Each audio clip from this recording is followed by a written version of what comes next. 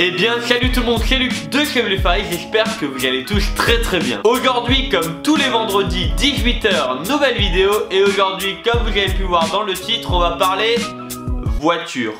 Enfin presque. Effectivement à travers cette vidéo je vais tout simplement vous présenter un des lézards que j'ai tout simplement pris le plus de temps à avoir. J'ai attendu des années et des années avant de l'avoir chez moi. Alors il y a plusieurs raisons à ça. Premièrement, sa rareté, parce qu'effectivement on le trouve pas au coin de la rue. Deuxièmement, je souhaitais avoir ce lézard là, mais venant d'un éleveur très spécifique. Et troisièmement, son prix, parce qu'effectivement ça fait un peu mal. Donc à travers cette vidéo, ce que je vous propose c'est de découvrir cet animal tellement précieux à mes yeux.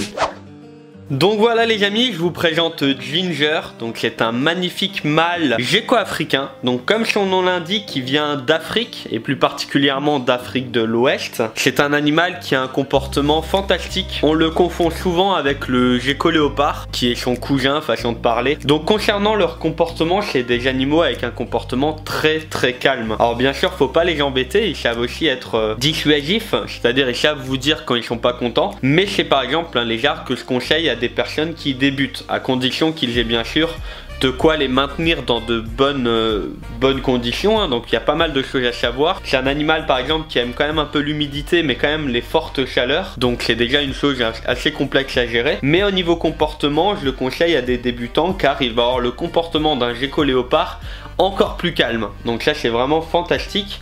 Donc concernant Ginger, qu'est-ce qui fait toutes ces particularités et qu'est-ce qui fait qu'aujourd'hui, comme je l'ai mis dans le titre, c'est un gecko qui a quand même une valeur assez énorme, on peut le dire. Donc c'est tout simplement, premièrement, l'éleveur. Donc comme je le dis souvent, ce qui fait le prix d'un animal, ça va être en partie l'éleveur, d'où il vient. Donc lui, il vient de chez Steve Shaik. Donc c'est pour moi aujourd'hui une des plus grandes pointures dans le domaine. Donc c'est pour ça que je voulais qu'il vienne de là-bas. Et en plus, il fait partie des plus belles sélections qu'il a pu avoir. Bien sûr, vous allez pouvoir trouver du gecko africain avec cette génétique un peu moins chère, c'est une certitude. Ensuite, sa génétique. Donc comme vous pouvez le voir au niveau des couleurs, sur son dos, il a des dessins assez particuliers tout simplement car c'est un zoulou. Voilà, on appelle ça comme ça dans le domaine du gecko africain. Et il est hétérozygote. Alors hétérozygote, ça veut dire quoi? Ça veut dire qu'il est porteur de gènes qu'on voit pas. Par exemple, moi aujourd'hui j'ai les yeux bleus, mais pas mes parents. C'est-à-dire que mes parents étaient porteurs du gène les yeux bleus et qui me l'ont transmis. Voilà. Donc lui il est porteur de certains gènes, ce qui fait qu'il peut avoir des bébés totalement différents. Voilà, il a de l'Oreo, il a du caramel, il a pas mal de petites choses sympas.